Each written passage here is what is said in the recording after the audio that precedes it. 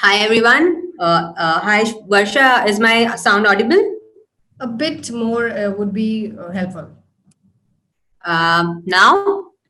Yeah, it is pretty audible though. Yeah. Yeah? Okay, cool. So, hi, as Varsha explained, my name is Supriya and I work as a front end developer with Fractal Analytics. So, today we are going to talk about data visualization with React. Now, data visualization is a topic which is not, related to. Varsha, I cannot share my screen. Just a sec. Yeah. Okay, cool. It's working now. Oh, Yeah. So data visualization is a term in itself where you are trying to show data in the form of visuals. You are mapping values to pictures. Now, why am I saying with React? Because I work with the React library, and in our company, in our product, we try to create stories with data. So you can use Vue, you can use Angular, you can use any programming language that you know. But today we are going to discuss about how I use React in my day-to-day life to create data visualization. So before going to do what we are going to do, we are just going to go through the contents that I'm going to teach today. It is basically what is React, why should we choose React, what are the different type of components that we have in React, and how can we reuse those components again and again. And the other part is the data visualization. We try to understand the data. Why are we even creating this application? What is the need of this application? What does the end user want to do? I mean, we can always go ahead and create, okay, this is something which is lacking in the business, let's create it. But what is the end result to the audience? The audience doesn't care about your code. He doesn't care about, what logic you have written. It's more like what output do you give him? How easy you make his day-to-day task. So we are going to discuss about that. What are the types of data visualizations and what are the charting libraries that you guys can use to create your own data visualizations. So this is what we are building. So if you see on your left hand side, it's your to do, and on your right hand side is your dashboard. Now, why I have kept this very simple? Usually in a company, dashboards are whole. It's a very big where you have pie charts, you have line charts, you have trend series showing your data, how your company is progressing. But because we're just getting started into this, we'll just take the to do data and we'll try to see how and why are we even creating this visualization. So let's start with something like, hey, there's a guy who comes up to you and say, I have my employees and I've given them a list. I assign them tasks, but at the end of the week, I would like to see how much they have progressed. Now he is not going on to go to your my to do list and see, okay, two was completed, two not completed. I'll add those filters. It doesn't help him. He doesn't have time to go through all your data. What at the end he's going to see is he's going to see his dashboard, which is exactly the visual form of your to do, and he'd say, okay, so 50% is completed, 50% is active. That means, okay, my team is at least on time. So this is how it is. This is how we are going to go about it. So we'll learn more of React and a little less bit of, how to create these charts, because that's again a whole lot of different codes that we'll have to take. So I'm using Visual Studio Code, and these are some of the extensions that I'm using. It's the auto close tag, bracket pair, prettier, ESLint, and format on save. So whenever, if let's say I'm adding some div and I want my code to automatically format, so I have to go on the user settings in the Visual Studio Code and say format on save as true.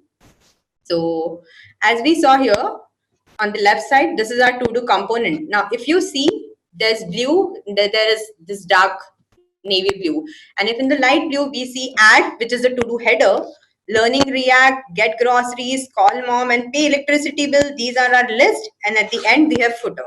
So if you see, the gray is, I'm trying to break those components into two.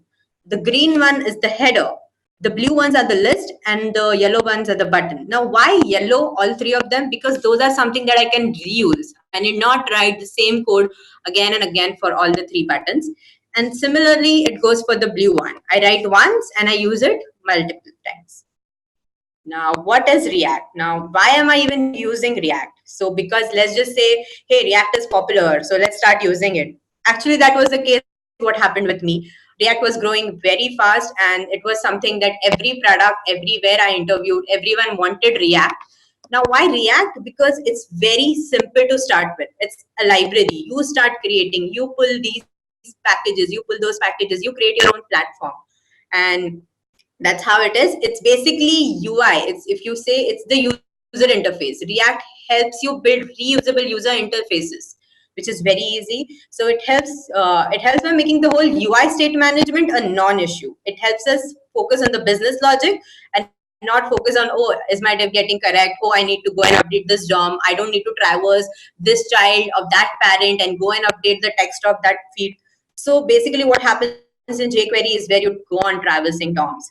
So because React is managed by a bigger community, which means it has a bigger ecosystem, which means I'm sure whatever problem you have or whatever crisis you are going through in your code, there might be a solution for it. Also, the developer community is pretty great. Now, before starting with components in React, just a sec. Okay, I have to just check every now and then. Okay, now you go and like you go to your getting started library on create React app. There's the documentation is good. You just go here and if you see the instructions are pretty straightforward. Get started to create React app. What you have to do is npx create React app and the name of your app. Now, what is this create React app? So basically when you're creating your applications in React, now we are using something called as JSX. So we use Sass, everything. Now browsers, they understand plain JavaScript. They don't understand your ES6 classes. They don't understand spread operators. They are not going to understand Sass. So what create React app does? So it uses Webpack, it uses Babel, it creates a development environment for you. The build workflow is ready so that once you use their commands, every of your code is transpiled into plain JS. It is uglified, it is minified, and it is created a very reduced minified side of bundle that you can deploy on the server.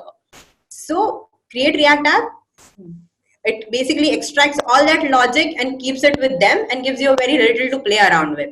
So if you have to go and configure, you can always go and configure, but it is advised not to eject that settings. So you do this, create React app, and this is how your app looks like. I've already done this because it usually takes a lot of time. So if you see my app.js, this is how it looks. Now, if you see, this function app is returning some div, some header, some image, some p. Now, what is this? So this is basically how React works is components. So components is basically the fundamental unit of the React application. They are both simple and powerful, and every component is relative to DOM. Something it is doing is either it is giving back DOM, it is manipulating DOM, it is doing something to the DOM. But in case of React, it's usually the virtual DOM, not your actual DOM, because it's very expensive to have a number of operations on your actual DOM. Now, like I said, the component can also be nested among other components. It's basically like saying div within a div. So because component is an element with an element is possible. Now, it is usually a mixture of JS plus HTML. Now, if you see, there are two ways how you can write components in React. One is the functional component and one is with the class base. Now, once you say class hello extends component, it's basically a ES6 class, but React uses it in this form. And with class hello, you get to use the constructor and the this keyword, and you have to use something called as render, which returns your div element. So this is how it is. Props are basically the arguments that you pass to the function, and your entire React is one flow. Data can always flow from parent to child. It's one way. There's no two-way binding like in Angular. We have something called as props.name. If you see this is an JSX expression which is actually evaluated and interpolated and shown the actual value of it. So these are basically two types of components that we have. Now, based on these two types of components, we usually define components as stateful and stateless. So before starting to code, I'll just tell you what stateful and stateless is. So since we are going through our code, it's easier us to understand. So what stateful does is, stateful matlab the component knows, okay, I have some state, I need to look after this state. Okay, a user is trying to manipulate that state. A user has fired some event and the state has changed. Stateless component is basically, I have no idea what is going on around with me. I'm just showing what I have to show. So basically they are dumb components or presentational components. They're only concerned with the output. Okay, I have to show this. I need not care what logic has changed, what data has changed. That doesn't come under my boundary. Whereas stateful is something which has a state property, and it's constantly aware what the data has changed, what has happened in the life cycle. So these two components, and how are we going to use these components to build to do. So this is our final app for one last time, and let's start doing it. So once I did this, now basically I don't need any of this, right? I'm not going to do this. So I'll just comment everything out. Let's just say I just write div hi. Also return can only have one root element. You cannot write this. That would be wrong. If you see here, adjacent JSX element must be wrapped in an enclosing tag. So this can always be replaced with this. It's basically an empty tag which says I have one root element, and you can render it. Okay. So I'll just remove this. Hi.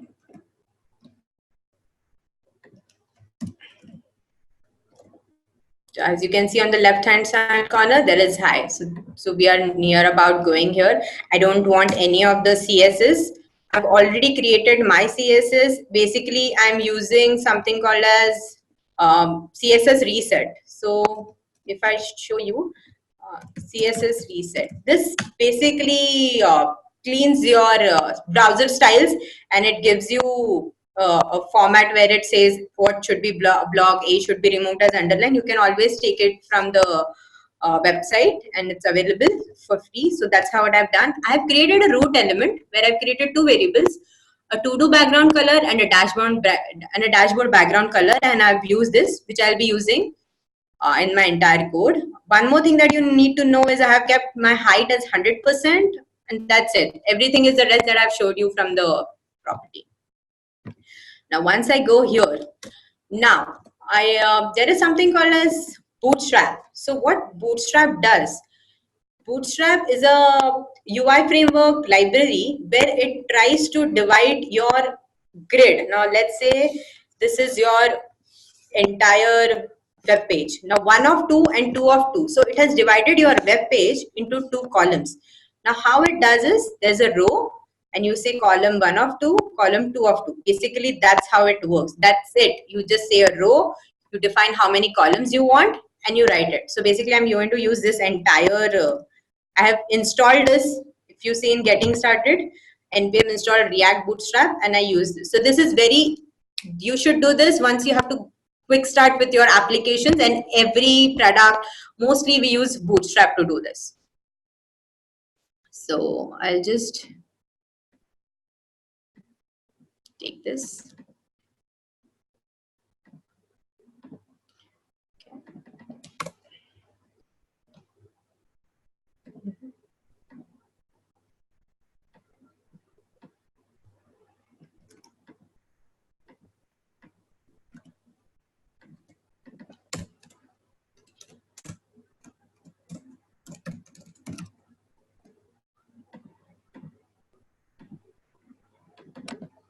You need to include this container. Now I have created something called as container, and this. Now I'll show you this row.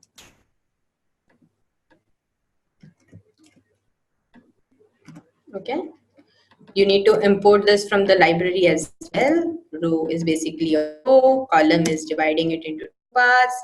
See, once I hit save, it's saved. Now I would like to show you something how this renders. This is giving an inline style in React.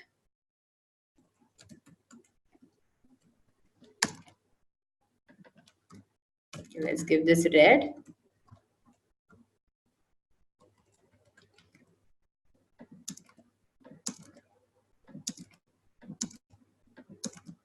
Give this as blue.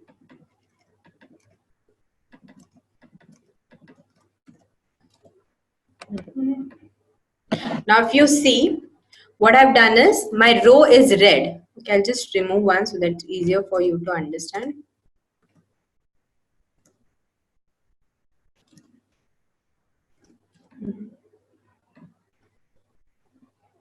This is my app container fluid, which takes the height 100%, width 100%. This is my row. And I have divided this into two parts.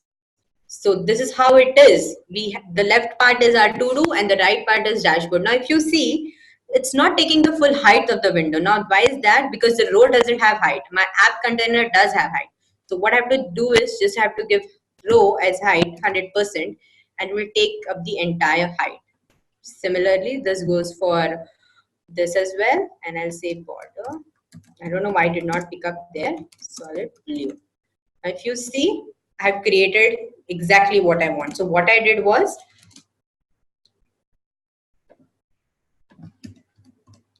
I have a row and I created two columns 50-50 because I've not specified anything. Bootstrap is smart enough to assume they have to be distributed equally. Now I'll just use something called as app container, which I've already created. Now why container?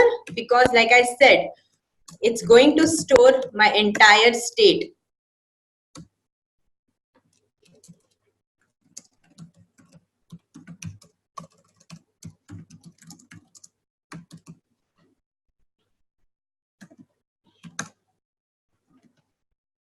I don't need this, not used. Now this is my app container. Now I have something which I've already created here. So we'll comment that out.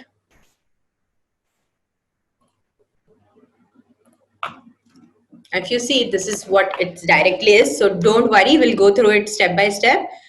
Like you have seen, this is one column which we just saw, and this is the other column which we just saw. So let's comment this out, the dashboard container, so that we can just write here, coming soon. If we see, oh, because it's probably the same color and we cannot see it. Cool. Now I've given a heading. Let's comment all this out.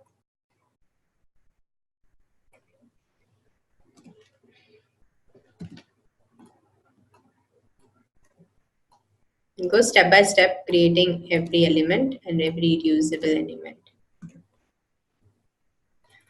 Now, if you see, I just started with this call MD6. This is my to-do container on the left side. I gave a H1 which says my to-do.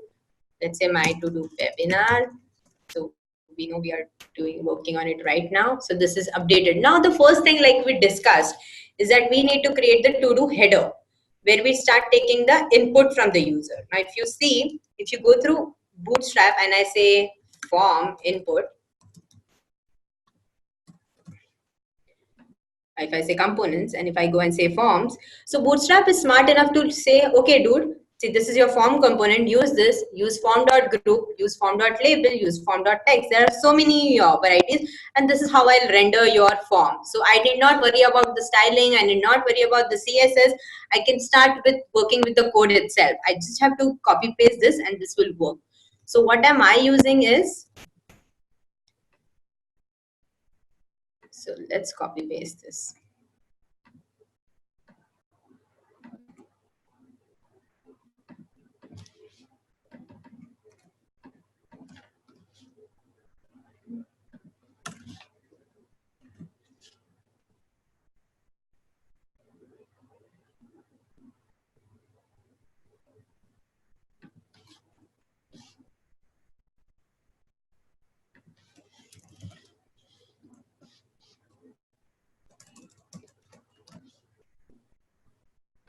Okay, now this is my form. This is nothing but only the UI part of it. Nothing is working. If you see here, it's just only showing there is no data, nothing is working. Even in fact on enter, it's showing the browser is loading on the form, which is the default behavior of the browser. Now this is something, this UI is exactly picked from the Bootstrap library. Now what we need to do is we need to hook up so that the React knows, okay, she's writing something and I need to be aware of the state. So we go to the state property and we write something called as new to do. Now new to do will keep a track of all the new to do that you're going to write. So let's write new to do. Remove this. new to do is my new state property, and I say form control. So my form control is basically where I'm trying to write. I'll say I'll say my value is this dot state dot new to do. Now the point here I'm trying to say is every time you're writing input, you're changing something in the event. There's an event which is fired. So on the input tag, the fire event is on change. On this on change, whenever an input is written, we'll do on this handle this change. Start. Correct. Why it's not this? Okay. So what this handle change will do is, let's write it down. We'll see what it does. E console dot log e dot target dot name and e dot target dot value. Now if you see here, I have not given a name. So name will be, let's call this name as new to do, what we have given in the state, which is not completion. What else have an on change? To complete basically false. That's a basic property. And that's it. You're still not storing it in the same state. We're just trying to log. So once I'm writing edge, now you can see it's trying to change. Correct? But your UI is not visible because the value is taken from the this.state.new to do, and I'm still not using it. So what we need to do is, in the handle change, I need to update this e.target.name and e.target.value in the state. So I'll do this dot set state. Now set state is used to update the state property of the component. Now I've said here new to do, and I need to update this state property. So I can only do with set state.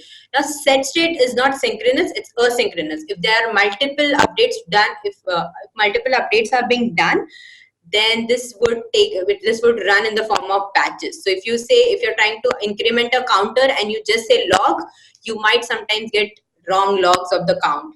So there is a different trick to do for it, but for now we'll just go with this dot set state. I say I say new to do is equal to e dot target dot value.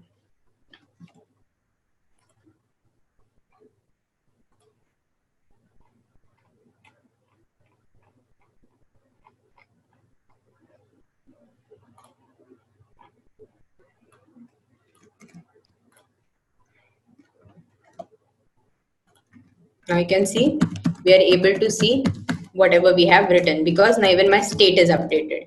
Now if you want to see how your state looks like, we can always put it in render, because your render always changes with this.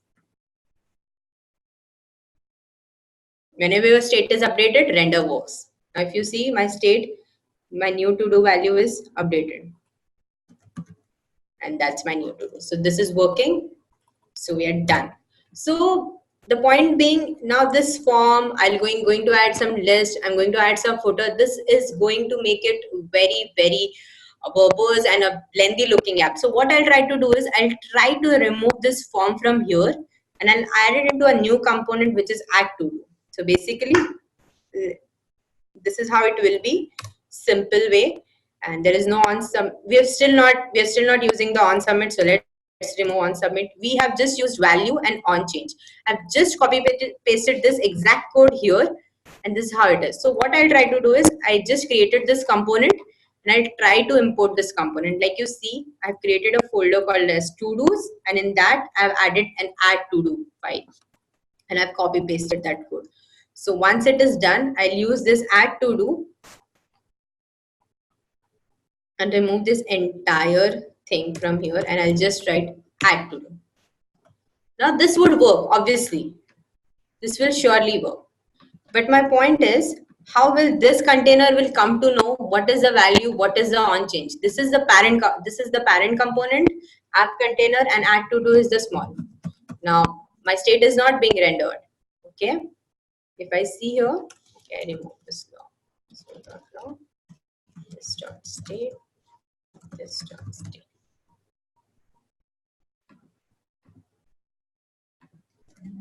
So if you say my this dot state is nothing, and even see, even when I'm writing, nothing is changing. Why? Because I'm not updating the state. The parent component doesn't know the state has changed. So basically, my render is also not working. For it, nothing has happened. So what I need to do is I need to pass the prop.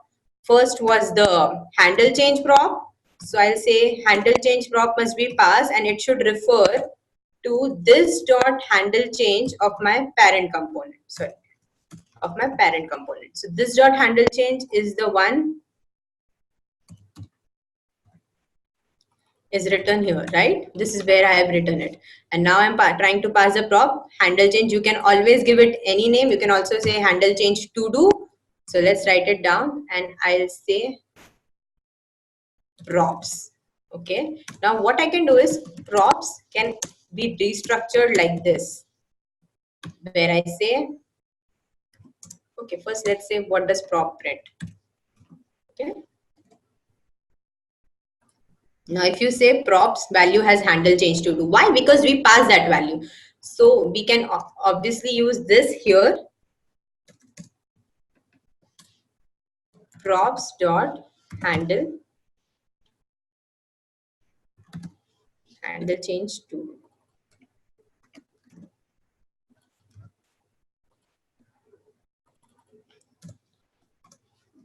Now on change is working, but we also need to pass the value update here. So we'll pass value as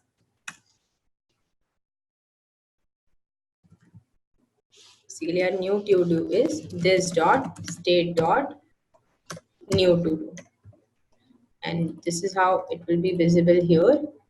So this dot props dot new to do. Okay, there's some error. We need to, okay. Cannot read property props of undefined. Okay, let's see. New to do.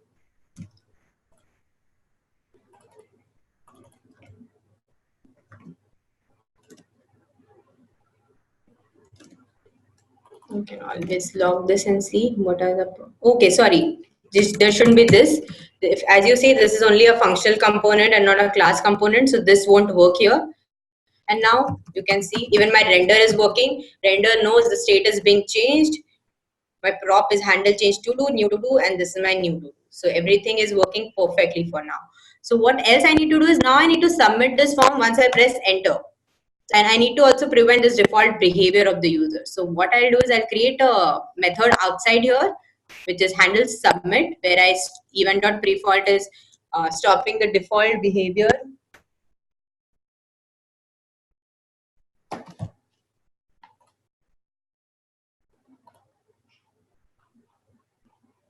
Uh, just a sec. Okay. So this is working. I need to make a call. Give me 5 minutes.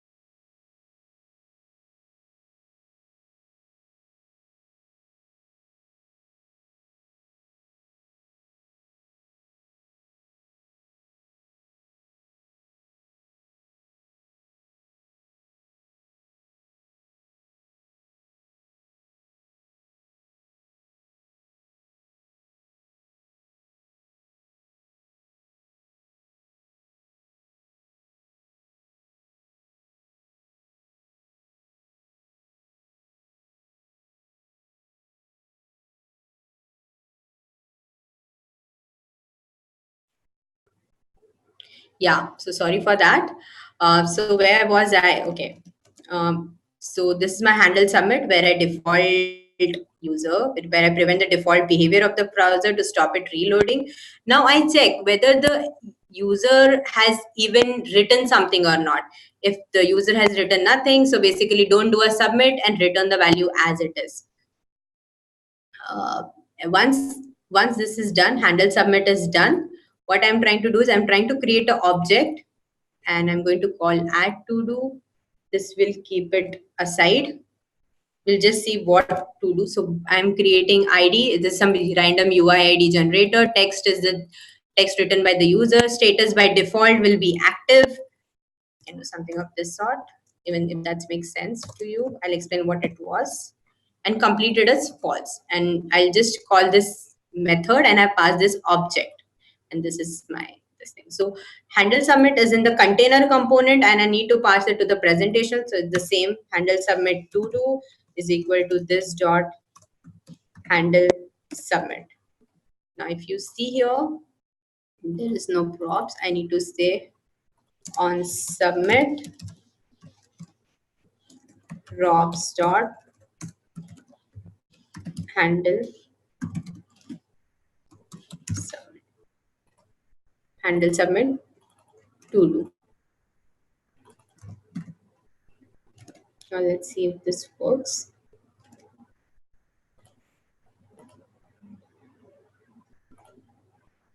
Okay. This is my to do. As you see, completed is false, status is active, test is a whatever I've written.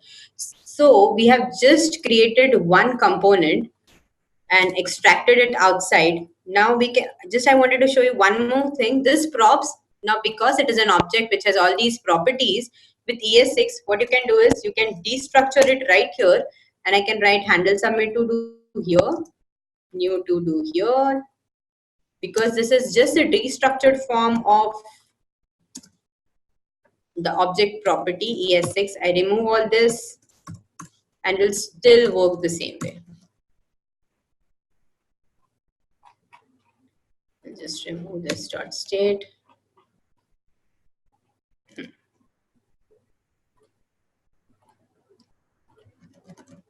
And I do enter. This is my to do. So do you guys have any question till now so that I can probably answer and then we move on to creating reusable components?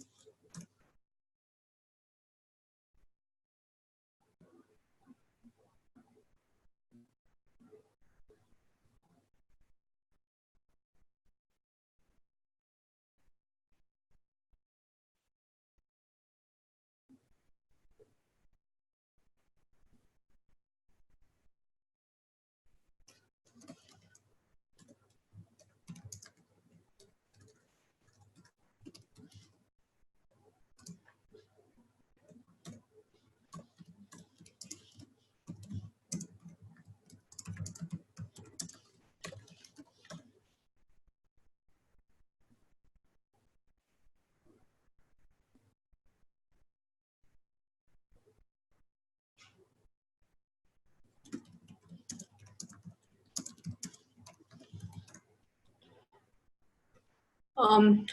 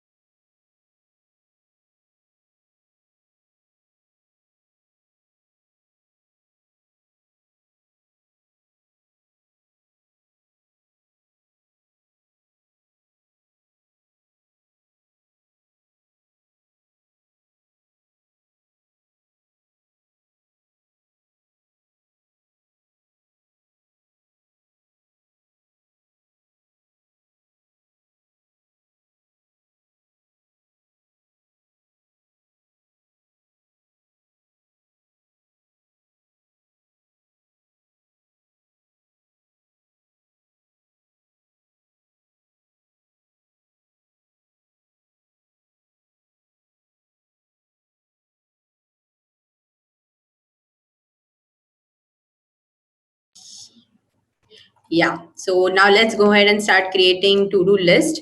So now once we have created a to-do, we know how to get a to-do object from add to-do. The second thing is that we need to create an array where we keep on pushing this to-do object. Now this is a to-do array in the state that we have created, which we need to keep track of. So what we'll do is this to-do that we just got when the user pressed enter, now we need to store this in the to-do array. Now if you see here, what I'm trying to do is this dot state dot to do's is the actual to do's which was there before, and this is the new to do.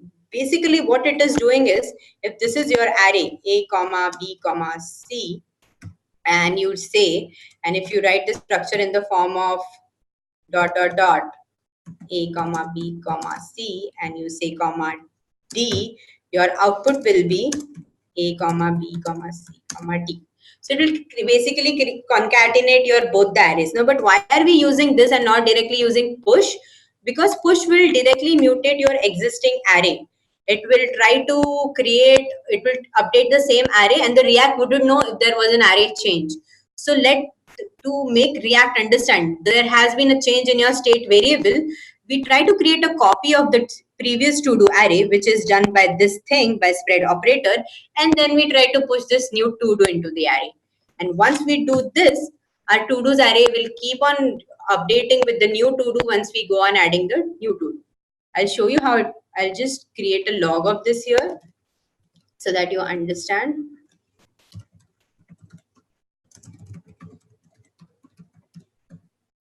Okay.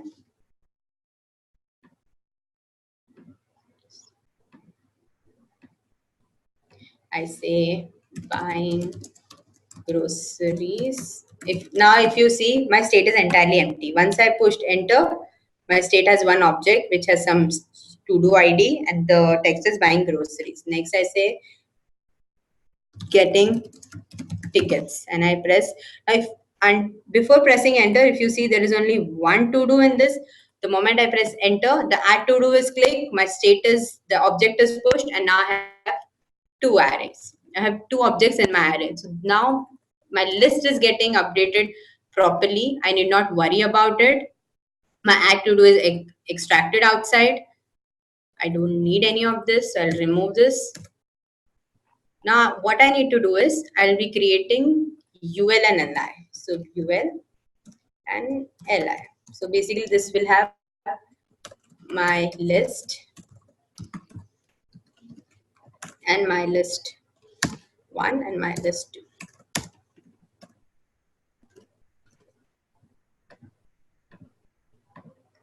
Now my list 1 and my list 2. But our aim is whenever I write something here, it should come down.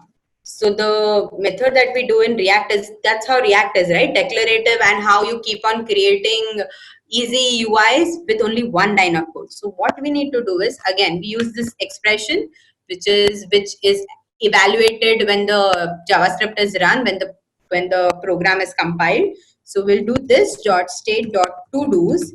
Map is a function which goes through every element. So it takes one, so to do's, it take one element to do, and it will return you that object. So if you want to see this, how this works, we'll just log it down.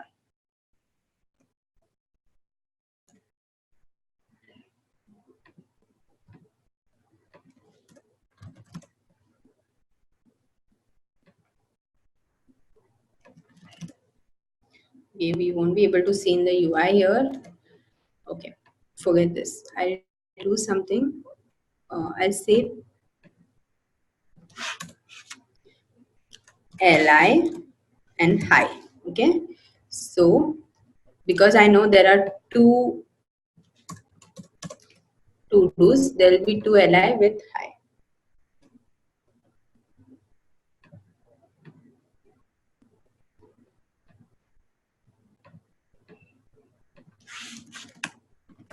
Now, if you see, the moment I have, the high is incrementing. Why? Because I'm trying to loop it through it. Now, if you see, each child in an LA must have unique. Now, this is used by React to keep a change of every key is my unique key. So what I'll do is I'll use todo.id, and this I'll replace it with todo.text.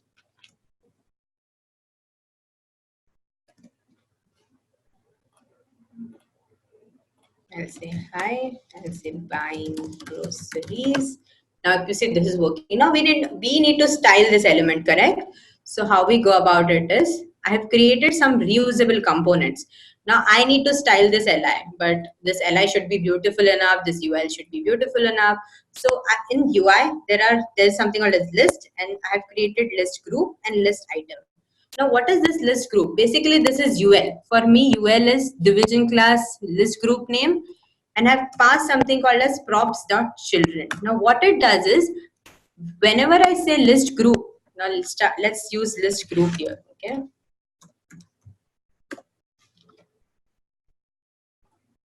I'll say import list group from // UI list group, okay? Even React Bootstrap has it, we'll remove it. Now, what it does it will give me a styling, and everything which is under inside this list group is now passed into list group. Now, if you see my list group element here, props, and I have passed props.children. So children can be anything which is inside this two JSX elements, closing and opening. So I don't care what I have written here, but I care my outside UL element should be styled with a class name as list group. So whenever I want to use this ULLI exactly for some different purpose, I'll use the list group element and I'll pass this. Now if I use this,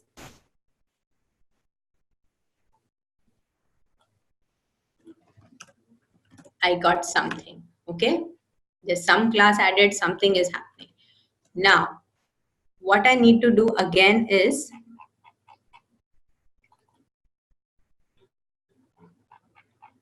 I need to add a li for this.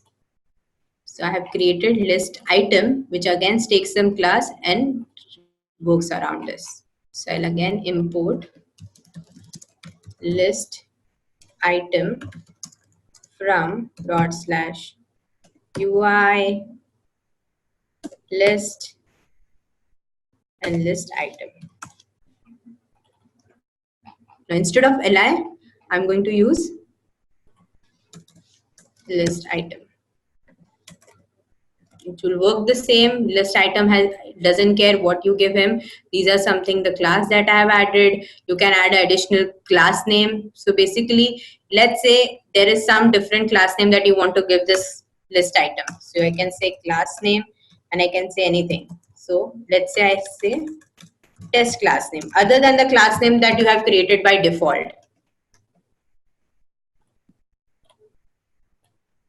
So if I go about this, so this is how it's rendered. Now, if I say, see, now, this is my class name, and this is my class name. I don't know my.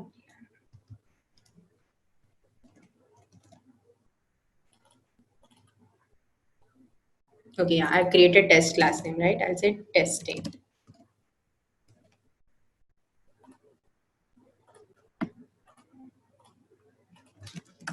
And if I see the class name of this, there is something called as text. So if you want to, so these are the default classes that I have given because I wanted to make this reusable, keep it simple as possible. But let's say you add something called as testing and you want to give it as a background color as red probably. So you can give that. So you create a custom class where you say, I don't want the default styles of list item, the reusable component created by some or other developer, and you pass a class name stating, I want this additional CSS property on it. So what happens in list name is, if you see, these are the existing class names that I have added, but there is something that I have added extra is props.class name. So whatever property that you pass in terms of here as class name, I'll take that and I'll show here. Now, what is this? This is a template variable. So what it does is basically you have to use this backticks and you can write any text and whatever value that you want in the variable that should come under this $sign. So it can be expression, let's say name, which name is a variable holding some value and it will render concatenated string. So this is how it is. And have created one usable element here. Now if I remove this, so basically if you see my component visible to do list, this is exactly list group list group के अंदर to do बनाया है मैंने. This to do is nothing but list group item, list item, and I have destructured it completely. So we'll not go through deep. This is how I have done it here. We'll try to use it exactly.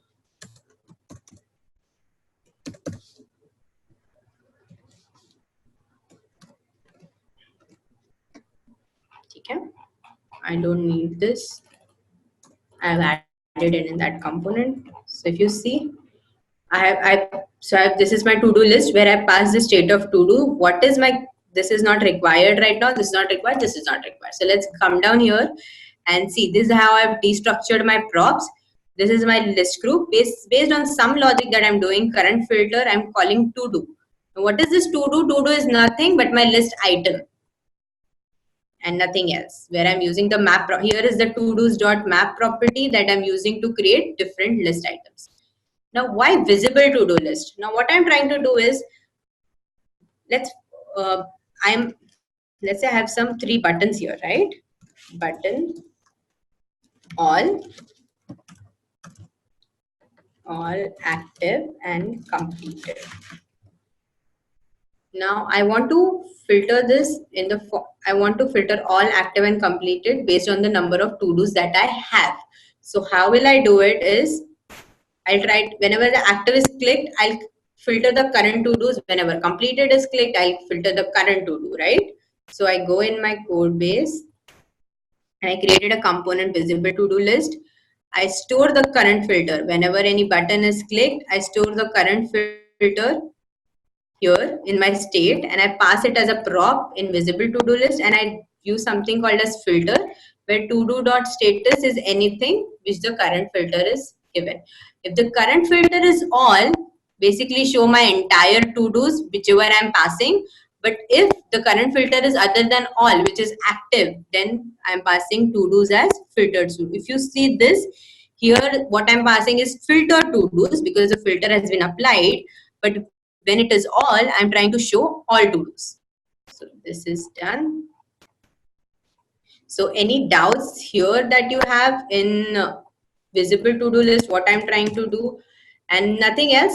It's simple. The current filter ke upar I'm trying to create my list item. Now once I pass this array of to-dos, I'm checking if the length is greater than 0, then display this. Otherwise say no to-dos found.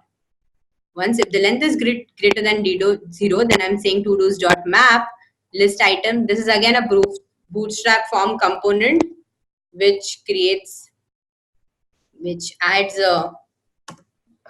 this checkbox here. There's a delete icon that I have created in that list item. This everything is in the children of list item. So when I'm using this list item, which is the reusable component, it won't care how many childrens do you have. It will just display everything inside that props children. So I can write whatever I want, everything. Even if I want something here be high, this will also be rendered. Like you say, high is rendered. So that's how you create reusable components. And we are done with this. So we'll work on how. So there is something called as toggle to do and delete to do. Delete to do is nothing. You just take the to do ID, you again filter, and you update the state. So delete to do is again passed as a prop in visible to do list. As you can see, delete to do again in the list item, you pass this prop. And once you come here, whenever a delete icon on click is done, you call this prop method and pass this to do ID. So there's nothing. That's simple state management that we have done. The last and the important part is the footer part that we are going to work on. So footer is nothing but, so here again I have created something called, before we go here, do you guys have any doubt regarding whatever we have done till now? If you have any doubts, you can keep asking on the chat window.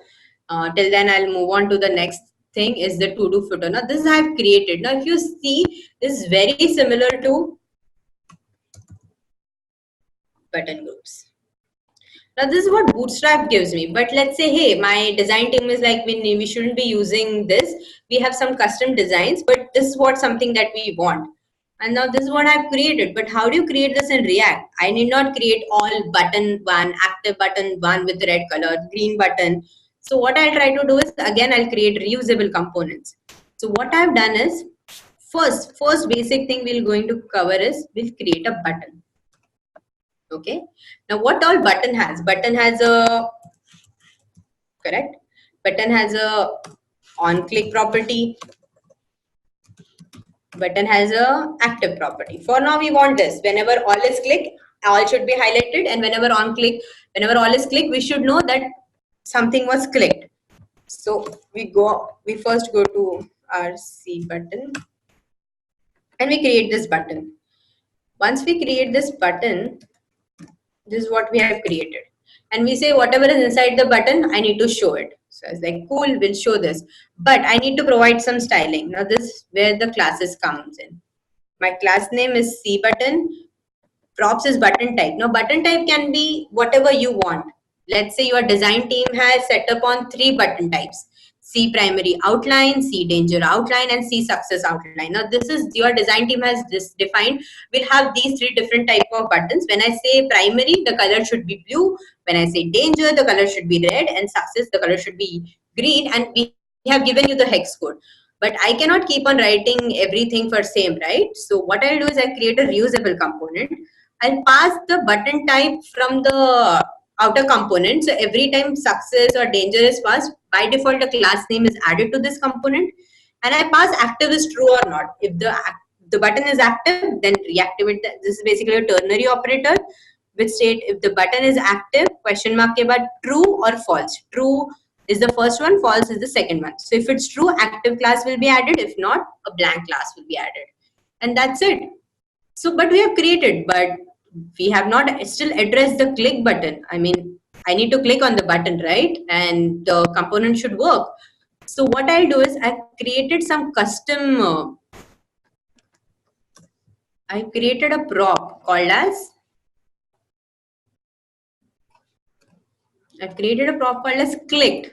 Now there is a method call in this click button, and I need to pass this click to the actual button. This is still not a button. This is just a component which is going to call your actual button, which resides inside this.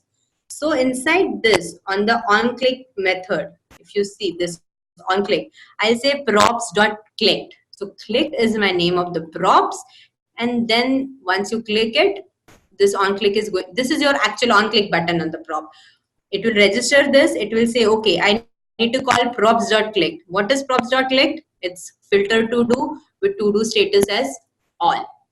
Now I did this. Now what is C button group? C button group is exactly the same. I have just created a button group and I've added some CSS classes. Now if you see, this is my C button group which I have added. This is C button primary outline, C primary outline, because I have asked the component, my button type is C primary outline, my button type is C danger outline, my button type is C success outline, and I'm passing that in the class. So once, if you see here, my class has 3 classes. Now depending upon what my class is, when I say C primary outline, this is my color and this is my border color. When I say C danger outline, this is my color and this is the CSS that I've set. C success outline, and this how it is. Once you hover on C danger outline, you change the C danger outline hover, color, border color, background color. So now what you have done is you have created your own UI component library. So you have something called as button, where you're trying to maintain all the states of the button, the hover state, the active state. So basically React Bootstrap is exactly what you did just now, but it covers all different types of component. It has badges, it has breadcrumbs, it has buttons, it has cards. It is already formatted for you, everything. If you are going to follow the same design guidelines, you can pick up exactly the same components. But let's say your product has some different design guidelines and you have a design system in place, you can always create this component, reusable components, and import it in your every class wherever you need it. So this is done. So basically, this is what we have done. Uh, I can go and dig deeper, but this is basically the basic to-do that we do. I wanted to explain you about the reusable components. We are on completed, hence it did not show. So once you click and go and complete it, or let's say do it. So this is nothing, but once I click, I add class called as to do completed. If it's to do completed, then this CSS class is activated. If I unclick it, the class is gone and it's normal. This is how it is. Now the second part of our, do you guys have any doubt or you want me to explain anything in this component?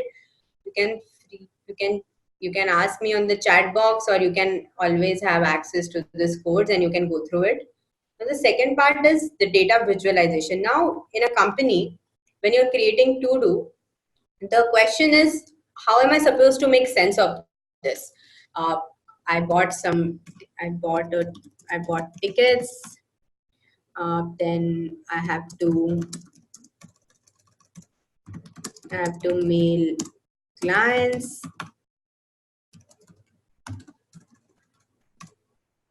and some lorem ipsum. I don't know. So these are 4 to-dos. Now you have to check what was your progress in the day, or what exactly did you accomplish, what you did not accomplish, how much is left, how much is not left. You can always see, okay, this is my active, this is my to-do, and this is my all. Now this seems manageable when you have only 4 to-dos. But what if the list is growing and you have monthly and you have weekly to-dos, and you need to just see where your status is. So in big businesses, what happens is they need to see an insight into your data. They don't care how many to-dos do you have. They want the conclusion, whether did you complete your to-dos on time or not, or how much percentage of your work is done or not. So in those kind of situations, we try to visualize our data. Now, what is data visualization? It's nothing but conveying a story or an idea of your data which you have just used, which is filtered. Obviously, it shouldn't be unstructured data. It has to be structured data, and there is some value to it, and you need to convey that value to your audience. Now, not everyone understands data, but they do understand visuals. They do understand a story, and that's how what data visualization is. Now, there are 2 types of data when it comes to visualizing the data. One is the numerical data that you have, which is the count. But something it's categorical data is like the geographical data, or something which is now countable, or which doesn't have a maths equation to it. It's independent. So quantitative and categorical, like say classes A to B are not quantitative, they're categorical. Now charting libraries. So we in our product we use something called as amcharts.js, but there are various JavaScript libraries, there are Python libraries as well you can use. So these are an abstraction on WebGL and Canvas and SVG. If you say C, C++ are like the low level languages in programming, and they have good concepts, and you can actually do everything, and the way you move towards Python, everything is abstracted and given to you easily. So in the similar way, WebGL, Canvas and SVG are the core underlying libraries where you can create whatever you want. D3JS is one step level where it abstracts the complexities and gives you methods and gives you libraries, inbuilt libraries in which you can create JavaScript, in which you can create visualizations. Now, on top of this is JavaScript libraries, AmCharts. It further simplifies working with D3, because in D3 you have to create your own charts. So let's go through so these are some different types of chart. I'll show you. See, these are some different. Now this is a bar chart, this is a pie chart. There are various types of charts. This is again stacked column chart. So what happens in types of chart? Now the question arises, when you have so many different types of chart, when to use which chart is most important. Now I cannot show you some random chart for some data. It won't make sense. Every chart has a purpose to it. Why are we using it? Why are we not using it? So like, let's say bar chart. When do we use bar chart? Usually when there is a comparison being done. So you know, if I have to go here and see this chart. So you see USA. So let's say on your left there is some revenue. I guess this is these are the visits. Okay, some comes. This country USA had the highest visits. It was 23,500. Now if you see, you can compare. Okay, Canada has the least visit. USA has the highest visit. You need not go and see at the number, but this itself is informative enough to understand. Okay, which company had the highest and which country had the lowest. So this is basically comparison that you guys are doing between the different countries, and this is how the bar chart looks like. On your left is your y-axis, which is usually the count, and on your x-axis is the category which you have written, which is not a continuous value. Then there is pie chart. Pie chart is a whole part to whole relationship where you say a certain percent of a person task, how much is completed, how much is not, what is the profit, what is the loss in 100% share, and that's pie chart. Now line chart. Line chart is nothing but how over the time your value has changed. So it's always in relation with time. Line is, it's also called as trend because it shows you with on what day what happened, whether it was falling, whether it was rising. It's always with respect to time. Now I don't have an example here.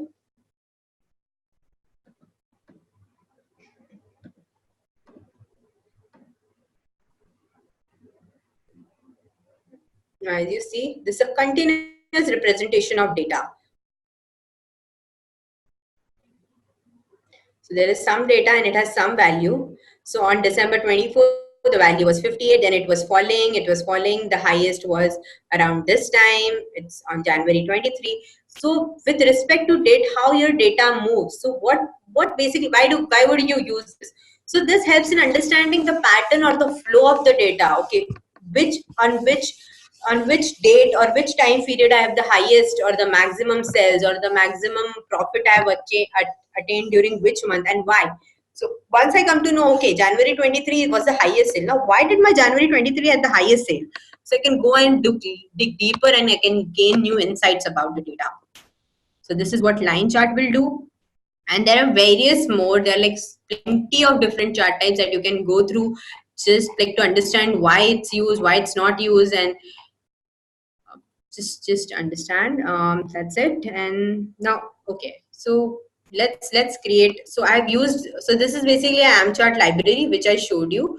So it abstracts lot of difficult stuff and it makes life easier. So I've used this dashboard container where now I passed this .state.to-dos. So if I open this, now I'm not going to explain this code because this is how that library works. This is totally how that library works. A different library would work in a very different way. So because I use this library in and out, I know the properties. So the how this library works is you have to create a div and you have to give it a ID, and this ID is need to be passed in this chart.am4core.create chart ID, and what is the type of chart that you want to render. These are some of the chart properties. You just give what will be the value. Value is basically the amount, which the percentage that you have to show. Category is what. So basically, if you have active and completed, how much is active is your category, 0 is your value, completed is your category, 0 is your value. So I'm taking the chart data from there. I'm adding some calculation so that my data would look like this. So status, if it's active, the count will be 10. I've created the data in this form. I've manipulated the data. I've used some Redux. I've used something because this chart requires pi data in this form. I'll say this is completed and I'll say count as 25. So this is my chart data that I have created and I have passed this to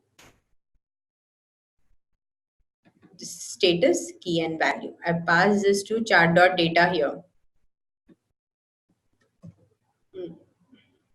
Now, if you see, when this component is loaded for the first time, I check whether the length of my to-do is 0 or not. I'm passing the prop here as data. So my to-dos is passed as data and hence I'm referring it as data here.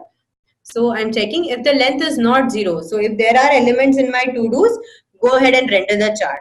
So before you render the chart, prepare the chart in such a way that only pie chart can understand. So we did some data manipulation here. So we could create the data in that format that I just showed you. And then you go ahead and create a pie chart. Now this is basically entirely how a dashboard, AMP charts would function. So if I say lorem ipsum 1, now if you see a chart has been rendered where it says active is 100%, but you see what 100% because it's only 1 and completed is 0. Now what you see here in the bottom are the legends. It tells you which color stands for what. Basically what color in the chart represents what data. If I say lorem ipsum 2, I say lorem ipsum 3, lorem ipsum 4. Now if you see my active is 100%, but it is showing 4. Now I complete 1.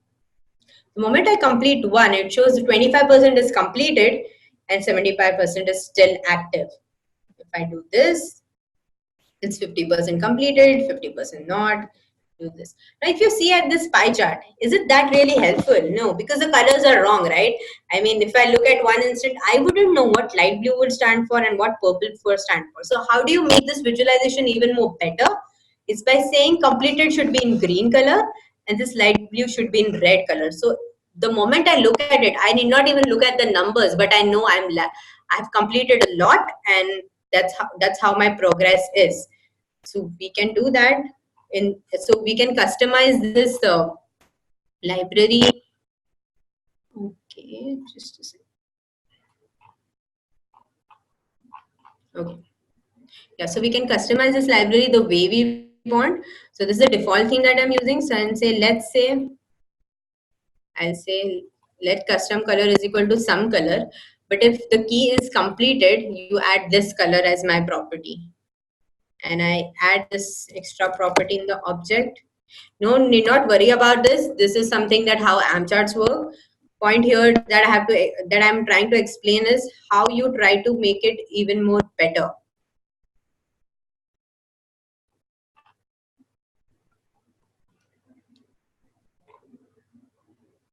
So this is the property on pie series dot slices dot templates dot property.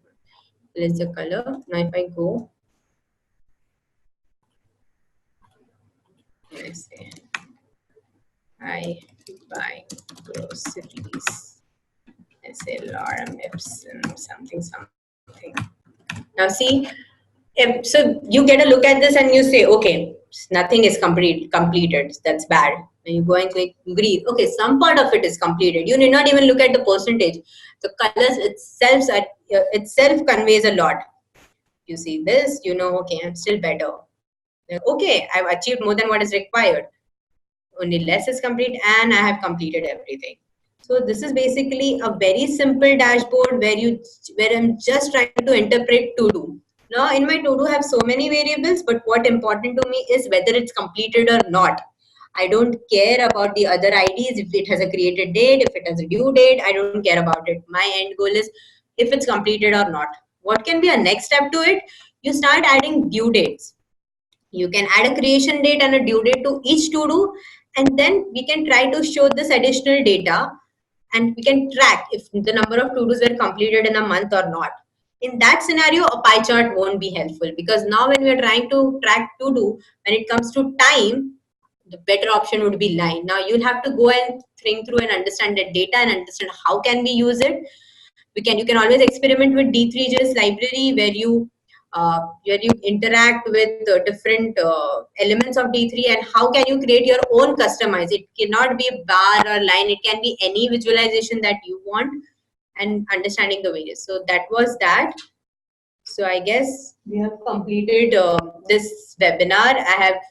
I've explained everything that I wanted to. If you guys have any question or anything you want to ask, you can go ahead. Thank you so much, Supriya, for this webinar. I would definitely encourage everybody to please go ahead with any questions they have or any doubts you have during the webinar. In between, you wanted to probably not understand something. We have 15 minutes to go about it. And yes, I'll be sharing a feedback form now, which is very important to us to understand if you like these webinars, and we would definitely like to know your feedback, and also share it with Supriya as well. So kindly go ahead, and yes, we are open to questions, please. I think Supriya, you were clear. Oh yeah, there's a question. Thank God. Supriya, Ashwin had a question which says which version of Bootstrap is being used in React? I think it's 4, but we can always check in the package.json and see it's 4.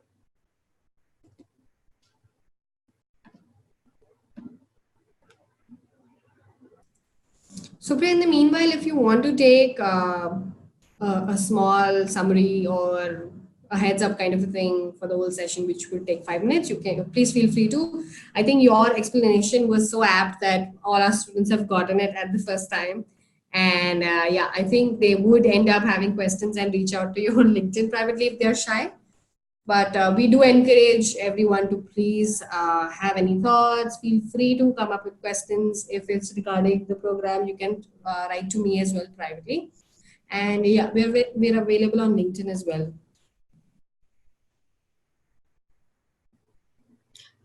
So there's a question from Sharon which says how to create more pages. So Sharon, I guess what you're trying to ask is about the routing. Is that what you're trying to ask, and how navigate? So yes, that's a good question. Uh, so when there's a React router library which is already, like, React advises us to use it. So what you exactly do is there are no pages. You create components, and then you tell that router library which component to render when a particular URL is hit. So I hope that answers your question. So you'll have to go through a React. There's something called as, I'll show you if you want, React router library. We'll go here.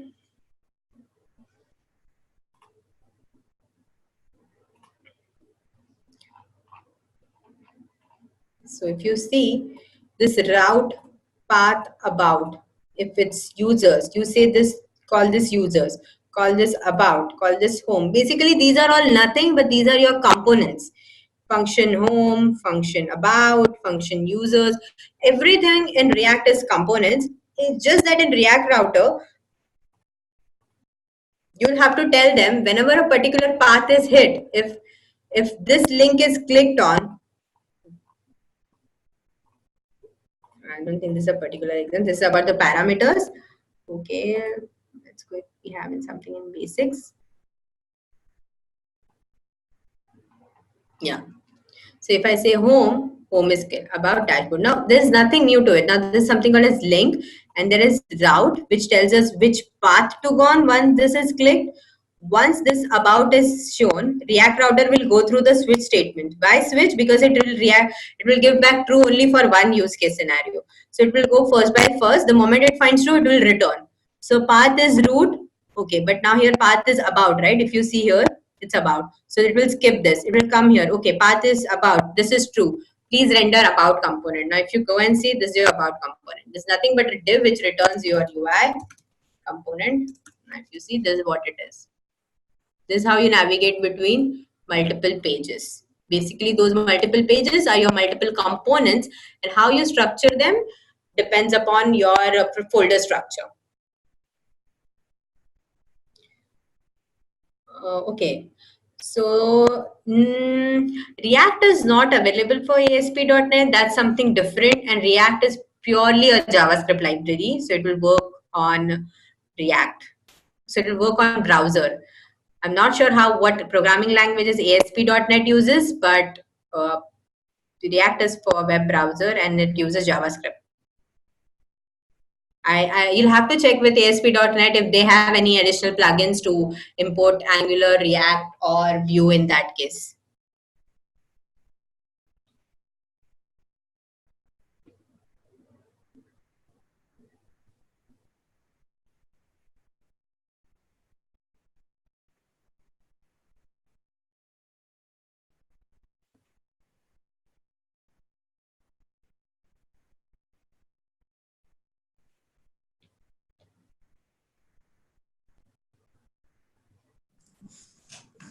Is there any more questions? We have about 5 minutes more, and we'd love to explore any of the intriguing questions you guys might have. Feel free to just put it on the chat box. No question is, every question basically is important, and if it has a doubt, it should always be answered. And I hope everybody is filling the platform. We'd really love to get to know more about what you guys think. And we'll be definitely sharing all the material. And yes, please. There's another question. Okay, can you explain the logic where on click of buttons is doing something, or in general on triggering something, something else also happens? So are you trying? Okay, I'll show you what.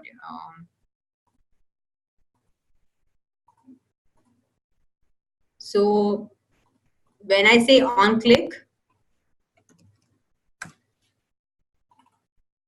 so this is basically clicked, and I'm saying filter to do and to do dot status dot active. So nothing is happening, but you can always do that. Let's say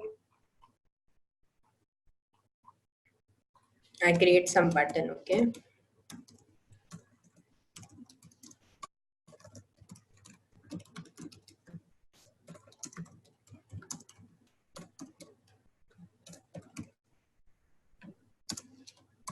On click this dot handle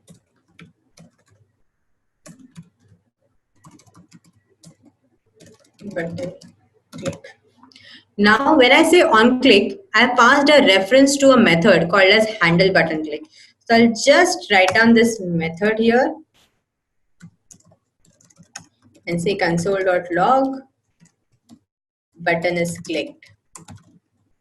Okay, let's see how this works. Now something, so this is my entire, this is because the way I've used CSS, but this is my button basically. If you see this on the left side, now I click this, something should happen. Button is clicked, button is clicked, button is clicked. Now why is this happening? So these are the events on the buttons, correct? So once I do a on click, the on click has a reference to a method called as this dot button handle click. So handle button click would go here, it will refer this. But now let's say I want to pass some parameter, okay? Now let's say I want to pass here, okay, my current filter is all. Whenever this button is clicked, that means my filter should be all. Now I do this. Now observe the error that you get.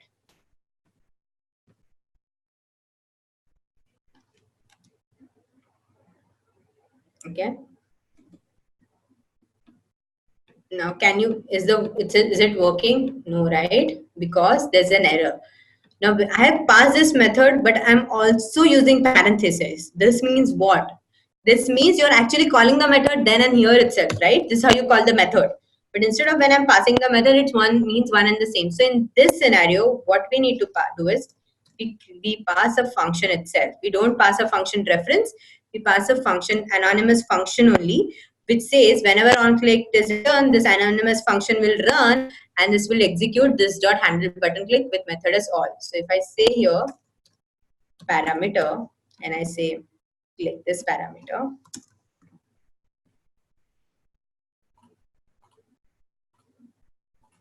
so I get all, right?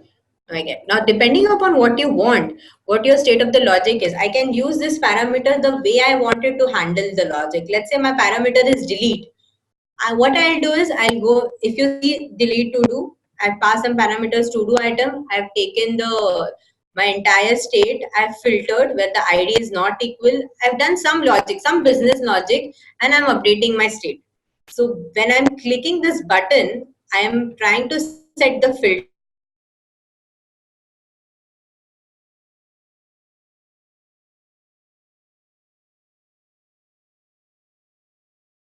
as well.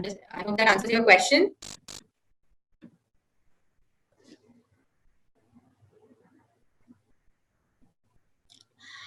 Okay.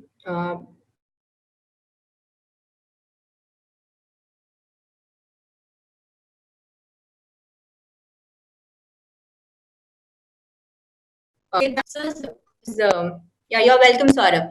So the question here is React itself will never be sufficient, because if you say MVC model, React is only the view part. It will only help you create fast and simple UIs. If anything, more than UI, if you have to add some business logic which is complex, you will have to add additional libraries. Like, let's say I wanted to create random IDs for my to do, right? I installed a library UUID, unique identifiers. Now I wanted to use Bootstrap, I wanted to use grid layout in my design, because that's how usually nowadays designs are made. They're the web page is divided into 12 grids, and you try to make your design user friendly to grid, so that even developers, for us, it's easier to develop. Now in such scenarios, React is not going to give you that framework, right? It's not going to divide your web page. It's just pure JavaScript. So what you'll do is you'll add an additional library called as React Bootstrap to create the app. As long as your app is very simple and you need nothing, React is sufficient. Now, this to-do app, we could have easily built in React itself. But because I wanted to make it look fancy and make it, have good buttons and have good theme, good heading, I ended up using React Bootstrap for my app. Even for HTTP calls, right? I'm not connecting to the server. Let's say your app needs to fetch some data from the server tomorrow.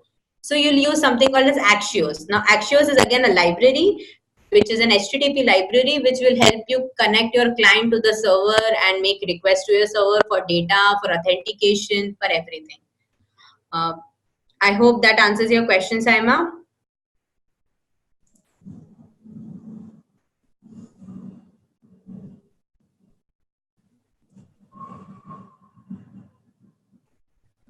I think GreyAtoms would know.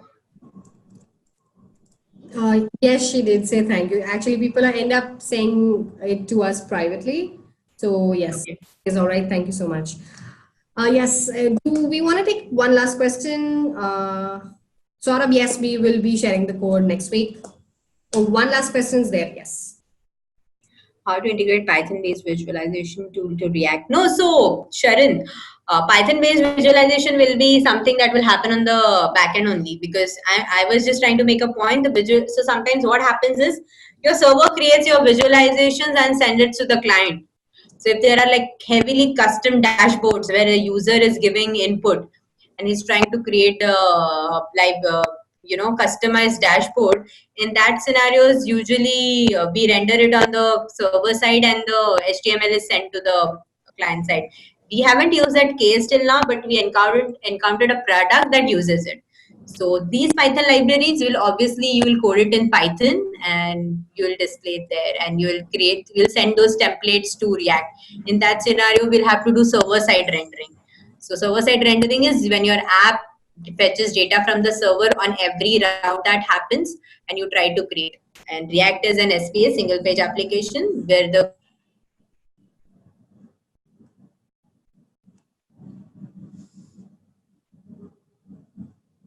Okay.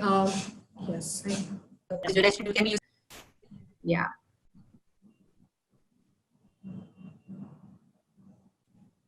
Yeah. So thank you.